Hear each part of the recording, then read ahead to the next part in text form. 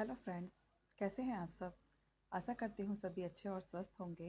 इन्हीं इन्हीं शुभकामनाओं के साथ आज की जो मैं कहानी लेकर आई हूँ, उससे पहले मैं ये कहना चाहती हूँ, प्लीज़ मेरे चैनल को सब्सक्राइब कीजिएगा और लाइक शेयर एंड कमेंट भी ज़रूर कीजिएगा।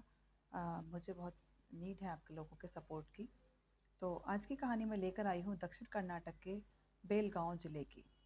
वहाँ पर एक महिला थी जो बहुत भक्ति भाव से पूजा पाठ किया करती थी और सभी भगवान को याद किया करती थी। और उसके पीछे कारण ये था कि उसके कोई महिला के संतान नहीं थी, तो वो बहुत ज़्यादा इस चीज़ को लेकर परेशान रहती थी कि उसके कोई संतान नहीं है। और उसको किसी ने ये बताया था कि जो चिदम्बर दीक्षित जी हैं वो समाज सेवी हैं और वो सभी के दुखों को दूर करते हैं। ऐसी ही लालसा लेकर वो उनके आश्रम में पहुंच जाती है।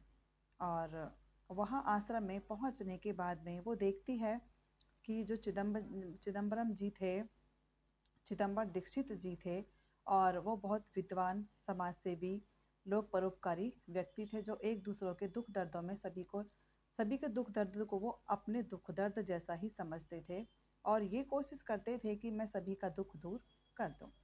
तो वो महिला को बुलाते हैं और वो कहते हैं कि बताइए आपका यहाँ पर कैसे आना हुआ। तो वो महिला कहती है कि गुरु जी, मेरे कोई संतान नहीं है और मैं दुनिया के ताने सुन सुनकर बहुत परेशान हो चुकी हूँ और मेरा मन करता है कि मैं कहीं जाकर मर जाऊँ। अब चिदम्बर जी बोले कि ऐसा नहीं सोचते और सब चीज़ें भाग्य से मिलती हैं, लेकिन कोई बात नहीं।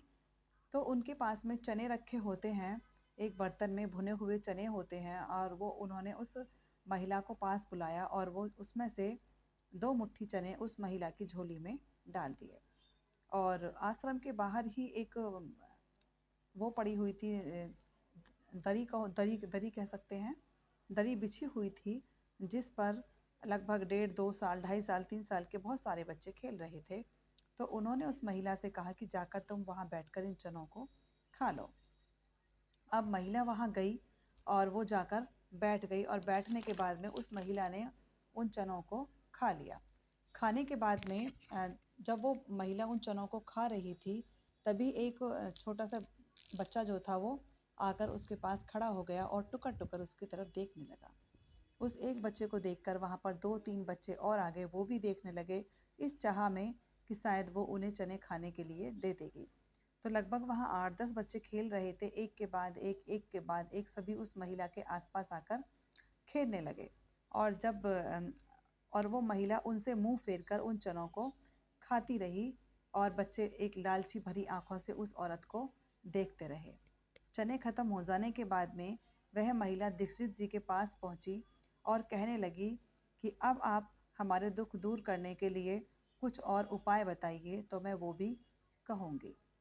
चिदम्बर जी बोले कि देखो देवी, फोकट में मिले चने तुम्हें, फ्री में मिले हुए चने भी तुम इन बच्चों को दान में नहीं दे सकी, जबकि एक बच्चा तो तुम्हारी ओर हाथ भी पसार रहा था। तुमने वो फ्री के चने भी नहीं दिए, तो फिर भगवान तुम्हें किस तरह से एक हार्ड मास का बच्चा दे देगा। भगवान तुम्हें किस तरह से एक हार्ड मास का बच्चा दे देगा। उदार भगवान से और भी अधिक उदारता पाने की आशा करने वालों को भी अपने स्वभाव और अपने चरित्र में उदार बनाने का प्रयत्न करना चाहिए। एक माँ, एक औरत होकर, एक महिला होकर जब तुम एक बच्चे की भावनाओं को नहीं समझ सकी, तो भगवान तुम्हारी भावनाओं को कैसे समझेगा। कहानी छोटी सी है, लेकिन इसका संकेत बहुत बड़ा है। और उन्होंने छोटी सी चीज़ में ही ये बात कह दी कि जब फ्री के चने तुम किसी को नहीं दे सकी, तो भगवान तुम्हें कैसे एक हार्ड मास का बच्चा दे देगा। तो सबसे पहले ज़रूरी है कि अपनी नेक नियत अच्छी करनी पड़ती है। अगर नेक नियत अच्छी होती है तो भगवान हमारे साथ हमेशा रहते हैं।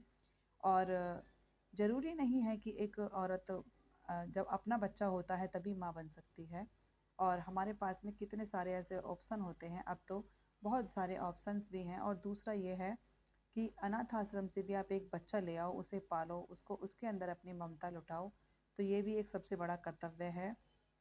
क्योंकि आज के टाइम में अगर हम देखें, ना तो अपने पैदा किए हुए बच्चे सेवा करते हैं, अगर कोई दूसरा नहीं भी करेगा तो कोई बात नहीं, निस्वार्थ भाव से भी हम किसी पर प्रेम अपना न्यौछावर कर सकते हैं। Thank you and have a nice day. Please मेरे चैनल को सब्सक्राइब ज़रूर कीजिएगा। Thank you and have a nice day.